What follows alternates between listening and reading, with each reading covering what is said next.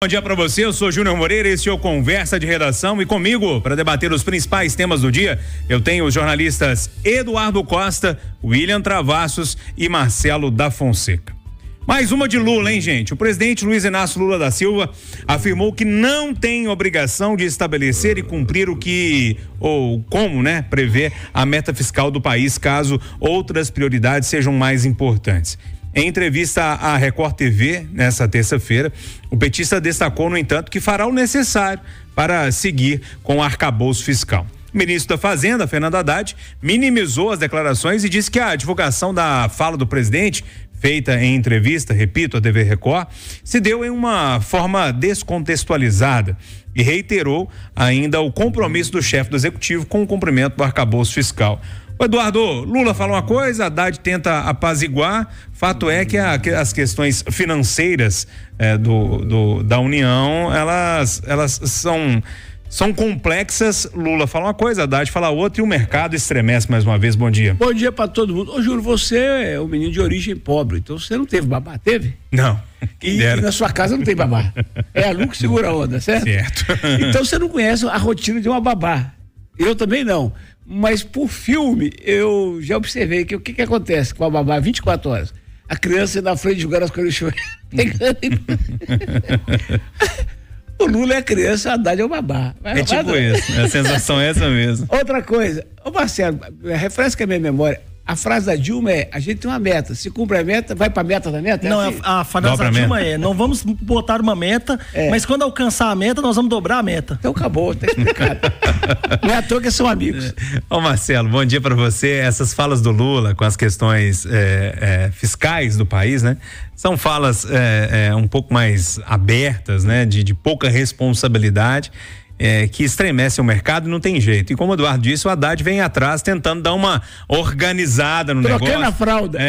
Limpando a caquinha, mas é difícil, né? Bom dia, Júnior. Bom dia, amigos do Conversa. Bom dia a todos os ouvintes. Eu vou discordar do Eduardo. Eu acho que é o contrário. Eu não acho que o Haddad está servindo como babá, não. Eu acho que o Lula faz isso de forma muito calculada. Eu acho que ele faz de forma calculada porque ele já percebeu que ele consegue pôr um pé em cada canoa, até de certa forma. No início da entrevista ele fala que não tem que ter compromisso, que não tem que ser convencido de que tem que cortar gastos, e aí depois ele fala que ele vai de toda forma buscar conseguir seguir o arcabouço fiscal. Então o presidente Lula está fazendo aquele jogo ambíguo, né? Uma hora ele fala uma coisa, depois ele vai lá e corrige o que ele falou. Ele está fazendo um jogo bem calculado. Por quê? Para a população, principalmente para a população mais pobre, o que as pessoas querem receber é benefício, é ver obra, é ver ações na cidade, quer ver o governo atuar. O mercado preocupa com a questão fiscal. Então, ao mesmo tempo que ele manda um recado pro povo: olha, eu tô preocupado não estou preocupado com o mercado, eu estou preocupado se vão ter os programas sociais, se vão ter os benefícios, depois ele vai e fala outra coisa pro mercado ou coloca o Haddad para falar. Eu acho que o presidente Lula faz isso de forma muito calculada. Ele sabe que o impacto que isso vai dar, e aí quando der um impacto muito negativo, ou ele coloca o Haddad para ir lá e corrigir ele, a minimizar a fala dele, ou ele mesmo vai lá e fala uma coisa contrária. É uma estratégia muito parecida com a usada pelo ex-presidente Jair Bolsonaro. O Bolsonaro também tinha muito essa fala. Às vezes no cercadinho ele soltava uma frase bombástica, né, que deixava todo mundo: nossa, mas o presidente falou isso. Aí depois algum ministro amenizava, ou ele mesmo ia: não foi bem isso, não é bem assim. É uma tática de presidentes populistas. Tá adotando uma tática que ele já usou nos primeiros mandatos e tá continuando a usar no terceiro. Mas o Bolsonaro não atrapalhava o Guedes. O diacho do Lula, se ele tá fazendo isso, é que ele tá dando tiro no pé. Sabe por quê? Ele faz o jogo, eu não duvido que você tenha razão, até porque você entende mais do que eu desses trâmites de bastidores. Ele faz o jogo, o dólar sobe, aí o pãozinho sobe, a gasolina sobe, tudo sobe, e quando o dólar desce, nada desce. E a tal da economia que no fritar dos ovos vai pesar a favor ou contra o governo dele. Mas só lembrando do Paulo Guedes, teve logo no início do governo Bolsonaro, né? O Guedes começou a apresentar algumas medidas, o Bolsonaro falou no cercadinho: o dono da caneta Bic sou eu. Sim. Ele desautorizou o Guedes no início do governo, falando: olha, é o meu posto Ipiranga, só que quem assina, quem define sou eu. Ele encarava o Guedes, não o mercado. O Lula encara o mercado, e todo o mercado é cruel. Mas aí nessa fala do ex-presidente Bolsonaro, ele dá também uma minimizada na força do ministro da Economia. William Travassos, Lula falastrão como sempre, bom dia. Bom dia, bancada, bom dia aos ouvintes da Itatiaia. Falou na caneta Bic, eu tô vendo, eu tenho uma caneta Bic aqui, o Eduardo também, ela não estraga, né?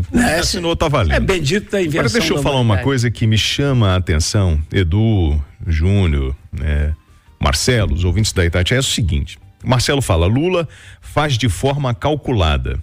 Bom, vocês sabem, eu trabalhei 15 anos na Record. Você faz uma entrevista dessa, que é pro Jornal da Record, você não vai divulgar nada antes, porque isso é material exclusivo. Pois bem, houve um vazamento dessa informação. Aí você vai pegar lá quem vazou. A repórter, a Renata Varandas, foi assessora de comunicação do Senado por 1 ano e 10 meses de 2005 a 2006, sócia da Capital Advance Análise Política, que foi justamente a corretora BGC atribuiu esse texto a ela, ou seja, antecipou o mercado. Isso realmente foi de forma calculada?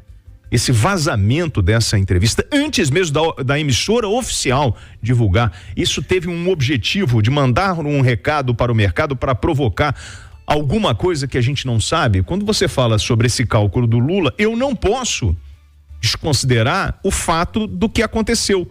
Muito em função do que eu conheço da estrutura dessa empresa, que é uma empresa séria, que não vai admitir nenhum tipo de vazamento anterior do seu principal produto. Então, é uma teoria, só que tem uma coisa que a gente precisa botar na cabeça do Lula. Lula, é claro que parte desse dinheiro que você está gastando é seu também, porque você é um contribuinte, você também paga, mas é o nosso dinheiro. E você precisa respeitar, sim, a regra do juro, dos 15, dos 20 bi, você tem um teto. E você tem que aprender a não gastar. Eu sei que deve ser muito difícil para você, principalmente quando eu lembro da delação do Palocci, falando sobre o seu último mandato e da necessidade que você tinha de acumular capital. Porque isso não é fala minha, Lula, é fala do Palocci. Porque durante um período nós tínhamos tudo voltado para a campanha no esquema de corrupção e depois era para o próprio presidente. Vocês lembram dessa fala? Bom, enfim, Lula, o dinheiro é do povo e ele precisa ser respeitado, e já disse uma vez aqui, dinheiro não aceita desaforo.